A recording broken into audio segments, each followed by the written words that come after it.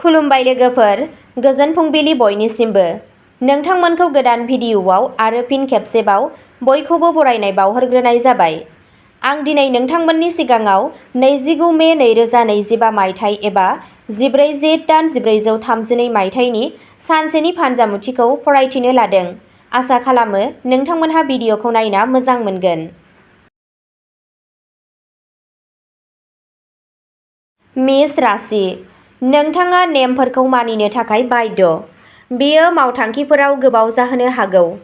नोंथांनि माखासे बैसोगोराफोरा खुलायै बोसोनारि नङि जानो हागौ आरो नोंथांनि जाथावनाफोरखौ होबथानो नाजानो हागौ।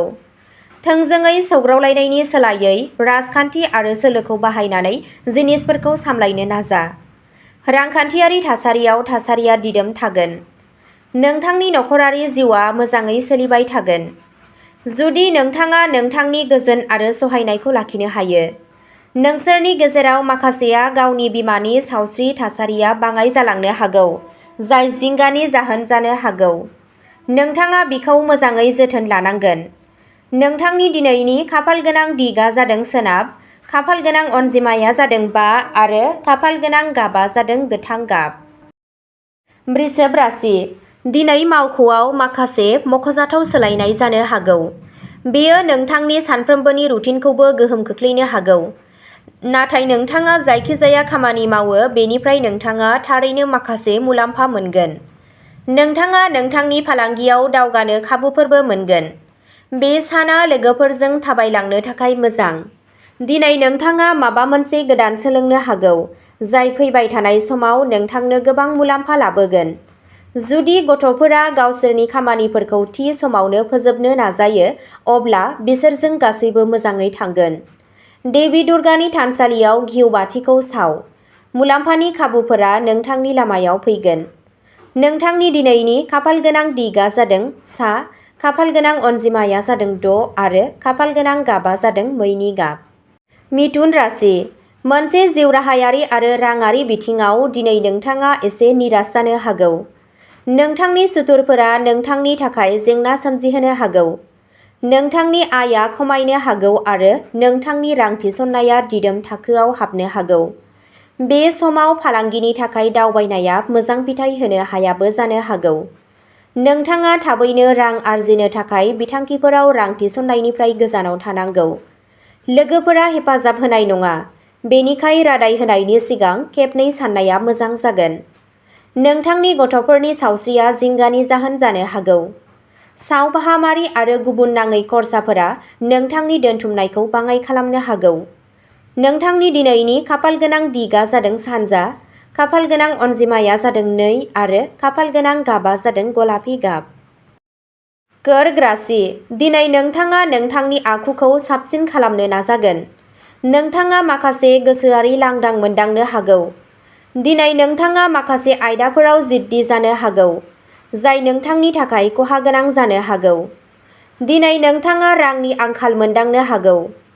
नोंथाङा जायखिजाया गोदान खामानि जागायजेननायनिफ्राय गोजानाव थानांगौ। नोंथाङा नोंथांनि सानफ्रोमबोनि हाबाफोरखौ फोजोबनो थाखाय बांसिन नाजानो आरो हाखु-दाखु खालामनो गोनां जानो हागौ, नाथाय जोबनायाव बेयो नोंथांनो मुलाम्फा होगोन। सासे फिसा गथ'नो अनथोब हो आरो नोंथांनि गासैबो जेंनाया जोबगोन। नोंथांनि दिनैनि खाफालगोनां दिगआ जादों खोला, खाफालगोनां अनजिमाया जादों 4 आरो खाफालगोनां गाबआ जादों गलापि गाब। सिंह राशि। नोंनि बिमानि देहानि थासारिया नोंखौ जिंगासिहोगोन। गथ'फोरनि सावस्रियाबो सोमोन्दो गोनां जानो हागौ, नाथाय दिनै देहायारि आरो रांखान्थियारि जौगानायनि थाखाय मुलाम्फा गोनां। नोंथाङा गुबुन गुबुन फुंखाफोरनिफ्राय मुलाम्फा मोनगोन। नोंथांनि माखासे सुथुरफोरा गावसोरखौ लोगोनि महराव सोलायनो हागौ आरो नोंथांखौ खहा खालामनो हागौ, बेनिखायनो सांग्रां जा। नखरनि बेलायाव नोंथाङा आबुं हेफाजाब मोनगोन आरो समाजारि महरै नोंथाङा बांसिन मुंदांखा जानो हागौ। नोंथांनाव गोदान आर्जिनायफोर थानो हागौ, जाय नोंथांनो रंजानाय लाबोगोन। नोंथांनि दिनैनि खाफालगोनां दिगआ जादों सोनाब, खाफालगोनां अनजिमाया जादों 1 आरो खाफालगोनां गाबआ जादों गुफुर गाब। कन्या राशि। दिनै नोंथाङा सासे सुबुंनिफ्राय आसा खालामनायनिख्रुइ बांसिन मुलाम्फा मोनगोन। नोंथांनि माखासे गोनांथार हाबाफोरा आबुं जागोन। नोंथांनि मोनसे आन्दायनाय जेंनाया दिनै सुस्रांजागोन। नोंथाङा खामानिजों सोमोन्दो थानाय मोजां सानस्रिफोर मोनगोन। सासे गेदेरनि सुबुरुनआ नखरनि खामानिखौ फोजोबनायाव मुलाम्फा गोनां जागोन। एसे नाजानायजों थोजासे राङारि मुलाम्फानि आसा दं। साख्रि नागिरग्रा लाइमोनफोरा दिनै मोनसे गिदिर कम्पानियाव खाबु मोनगोन। बोर मोननो थाखाय सासे ब्राह्मणनि आथिंखौ दां।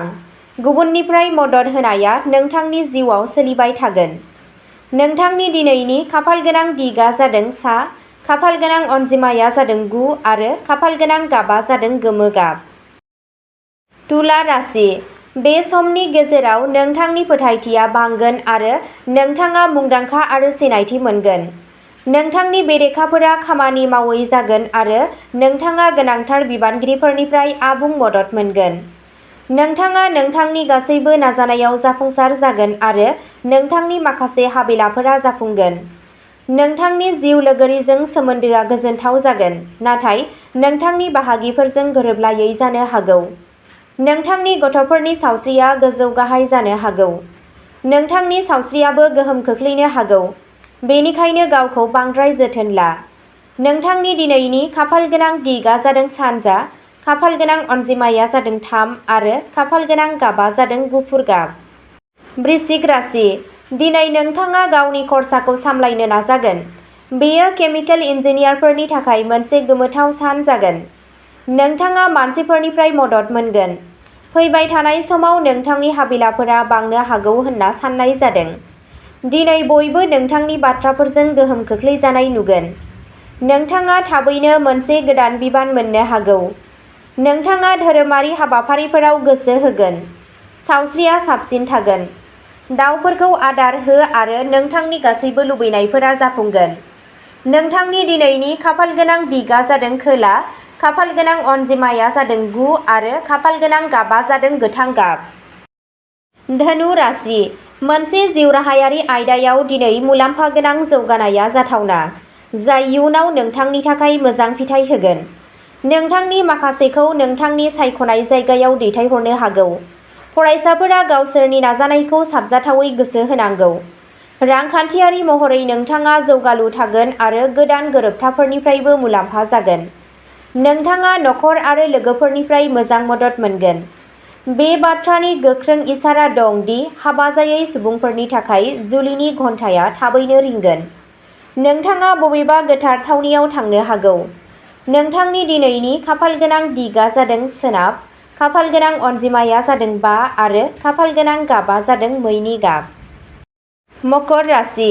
दिनै नोंथाङा नखरजों गोबां सम हगारगोन। नोंथांनि थाखाय थिरांथा लानाया गोब्राब जानो हागौ। बेजों लोगोसे नोंथांनि राङा बबेयावबा थाबथानो हागौ। नोंथाङा नोंथांनि जिउ लोगोरिजों बायजोआव थांनो सानथांखि लागोन, जाय नोंथांनि सोमोन्दोखौ गोख्रों खालामगोन। मावख'आव गोबां खामानि मावनायनि जाथावना दं, नाथाय खामानिया जेबो हेंथा गैयाजासे आबुं जागोन। दिनै नोंथाङा बैफोर सुबुंफोरनिफ्राय सांग्रां जानांगोन जाय नोंथांखौ लामायाव लांनो सानो। दिनै गावनि बिफानि सावस्रिनि सायाव जुनिया नोजोर हो। मोनसे गोजाम बेरामा नोंथांखौ जेंनायाव खोख्लैनो हागौ। मासे मोसौनो रुटि दौ आरो नोंथांनि गासैबो जेंनाया सुस्रांजागोन। नोंथांनि दिनैनि खाफालगोनां दिगआ जादों सा, खाफालगोनां अनजिमाया जादों 1 आरो खाफालगोनां गाबआ जादों खमला गाब। कुम्भ राशि। नोंथांनि जिउराहायारि जिउआव जाफुंसारनाया नोंथांनि खाथियाव सिगांनिख्रुइ गोरलैसिनै फैगोन। फरायसाफोरा मोनसे गोसो बोनो हानाय मावथांखियाव बाहागो लाफानो हागौ। फालांगियाव मोनसे जौगानाय जागोन आरो गोदान लामाफोरा गेवगोन। बाहागोआरिफोराबो मुलाम्फा गोनां जागोन। फिसा फालांगि बिगोमाफोरा हेंथा महरै गिदिरफोरजों रुजुनायाव बांसिन मुलाम्फा आरजिगोन। गोब्राब नाजानाया नोंथांखौ बांसिन थुलुंगा होगोन। सावस्रिजों सोमोन्दो थानाय जेंनाफोर थानो हागौ। समाजजों सोमोन्दो लाखिनानै खामानि मावनाया नोंथांनि थाखाय मुलाम्फा गोनां जानो हागौ।